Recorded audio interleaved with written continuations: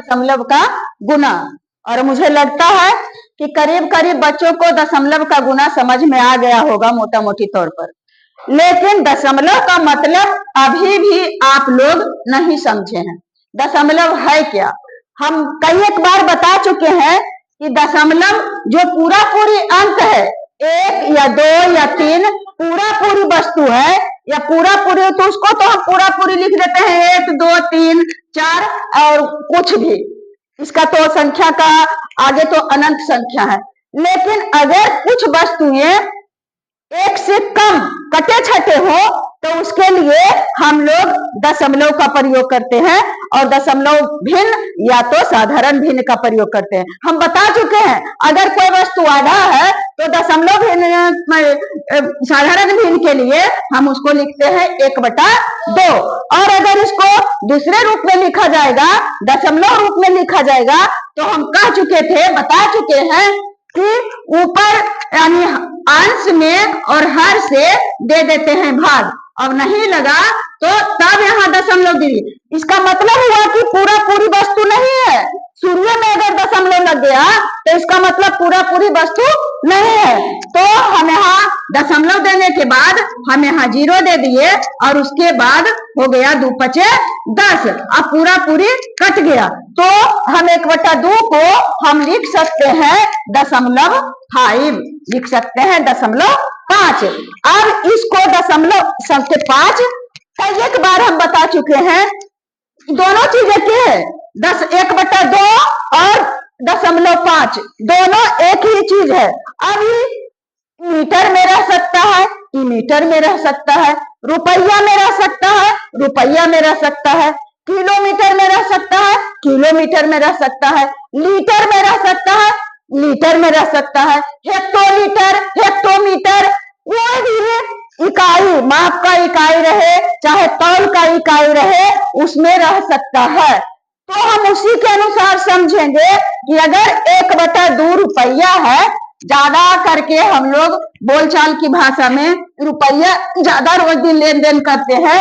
थोड़ा बस जरी को बच्चा भी है अगर 2 साल का 3 साल का, तो उसके हाथ में पैसा देते हैं तो झट से अपनी ओर खींच लेता है, दूसरे को नहीं देता है।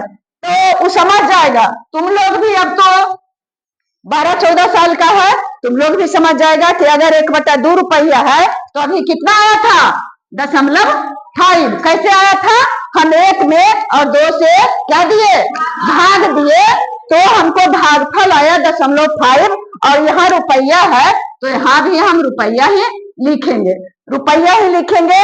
तो अब 1/2 रुपया का मतलब ऐसे मोटा मोटी समझते हैं, यानी 1 रुपया का 2 भाग, 1 रुपया का 2 टुकड़ा, यानी आधा आधा रुपया। और आधा रुपया हम कैसे, आधा रुपया को कैसे हम साबित करेंगे, तो हम जानते हैं कि 1 रुपया बराबर होता है 100 पैसा। 1 रुपया बराबर 100 पैसा।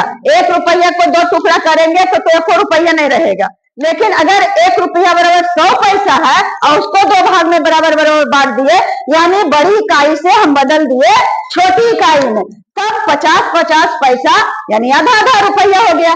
1/2 रुपया 50 पैसा को 1/2 रुपया कह सकते हैं, 1/2 रुपया। वही बात हम इसको दशमलव में ला करके कर दिए कि दशमलव के बाद अगर एक पूरा पूरी वस्तु से कटा छटा वस्तु रहेगा तो हम इसको दशमलव के दाईं तरफ आता है। अब पूरा पूरी जो रहता है अंक, पूरा पूरी वस्तु रहता है, वो दशमलव के बाईं तरफ रहता है। तो यहाँ तो पूरा पूरी 1 रुपया है ये नहीं, 1 रुपया तो 2 टुकड़ा कहले तो पूरा पूरी है नहीं है।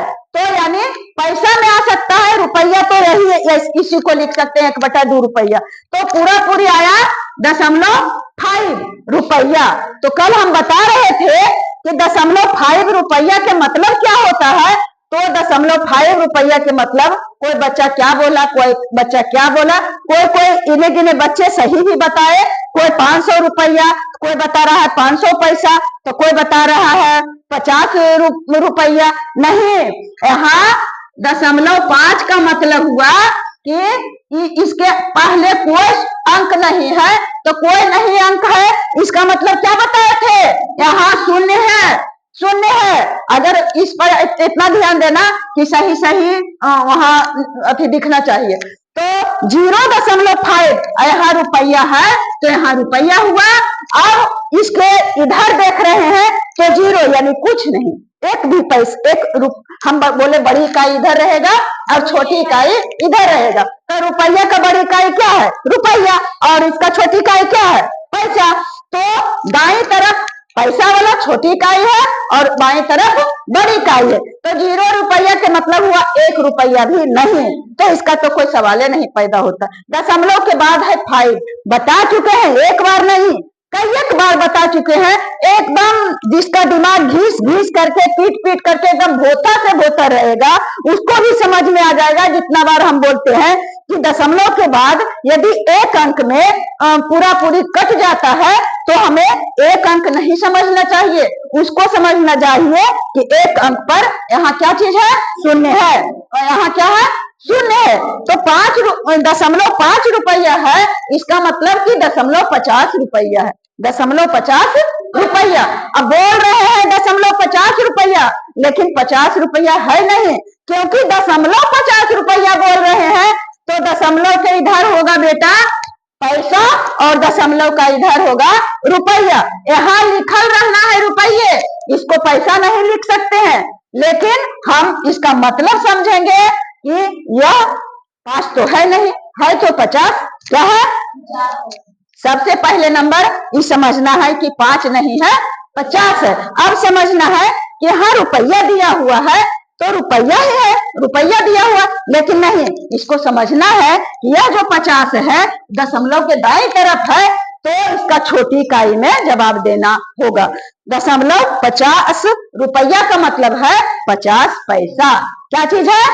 50 पैसा। अगर हाँ, कोई जरूरी नहीं है कि यहाँ रुपया ही रहेगा, इसको मिटा दे। यहाँ रुपया है तो 50 रुपया है, और इसको बराबर लिखेंगे तो समझने के लिए इसका मतलब हुआ 50 पैसा। इसका मतलब अगर 50 पैसा दे दिए तो फिर यहाँ दशमलव क्या हुआ? हट गया। अगर तुम कहोगे कि दीदी बताए थे कि दशमलव के बाद वाला पैसा होता है, तो हम डायरेक्ट लिखेंगे 50 पैसा, तो तुम्हारा क्या हो जाएगा? गलत हो जाएगा, क्योंकि अगर दशमलव यहाँ है तो हम हर हालत में यहाँ क्या देंगे? रुपया देंगे। लेकिन दिमाग में क्या रखना है कि यह 50 पैसा है। और हाँ, और अगर यहाँ पैसा लिख दिए, अगर 50 पैसा लिख दिए तो 50 पैसा दिए तो दशमलव यहाँ से हटा दिए, तो इसका मतलब समझे कि वो 5.5 रुपया है, तो इसका मतलब होता है 50 पैसा। ये गलत नहीं होगा, तब 50 पैसा हम लिख सकते हैं, जबकि यहाँ क्या नहीं देंगे?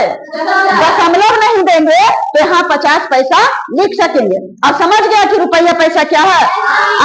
अब दूसरा चीज और कोई उदाहरण हम लेते हैं, जैसे यही उदाहरण को 1/2 मीटर है। हम बता दिए हैं कि जो दिया हुआ रहेगा उसका बड़ी इकाई और छोटी इकाई देना है। यहाँ रुपया था तो रुपया का बड़ी 1 रुपया बराबर 100 पैसा होता है, तो हम 1 रुपया बड़ी इकाई हुआ और पैसा छोटी इकाई हुआ। और यहाँ मीटर दिया हुआ है तो इसका भी यही, इसको भी हम बदलेंगे, हम 1 में 2 से भागा देंगे तो वही चीज होगा। 2 से भागा दे दिए तो दशमलव दिए, 0 दिए और 2 पचे 10, और इसको काट दिए तो 5 हो गया, तो 5 यहाँ क्या दिए?